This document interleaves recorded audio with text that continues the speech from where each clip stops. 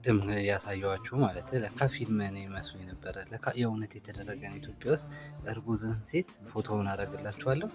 ሆዷን በዱላ መትቶ መግደል ምን ያህል ሰይጣንነት ነው! እኔ እግዚአብሔር በሚያውቀው እርጉዝን ሴት ሳይ እንኳን በሙሉ አይኔ ማየት እፈራለሁ፣ ከመሳሳት የተነሳ ማለት። እኔ አሁን ወንድ ነኝ፣ እንደዚህ አይነት ነገር ላያሳስበኝ ይችላል። ግን እህት አለችኝ፣ እናት አለችኝ፣ ከምንም በላይ ማለት ነው። ቢያንስ ለእነሱ ብዬ ድምፅ ሆናለሁ። ምን ያህል ብንጨክን ነው ግን በዚህ ልክ ጨካኝ የሆን ነው? እንደ ማህበረሰብ ነው? የሴት ጥላቻ ነው? ምንድን ነው አሁን የሚባለው? በጣም እኮ ያስደነግጣል። ወይስ ድሮ ኢትዮጵያ ውስጥ አልነበሩም? ከላይ ነው የመጡት? እንደው ከላይ ዝንብ ብለው እንደዚህ አይነት ጥፋት እየፈጸሙ ያሉት ወይስ ድሮም ነበሩ? ምንድን ነው አዲስ ነገር እዚህ ሀገር የተከሰተው ማለት? አሁን እኮ እንዳለ ቲክቶኩ ይሄ ነበር አጀንዳ መሆን የነበረበት። ከዚህ በላይ የሚመጣ ነገር ያለ አይመስለኝ። በቃ ይሄ የጥላቻ የምን ልንለው ራሱ ግራ ይገባኝ። በቃ ምንም እግዚአብሔር ሆይ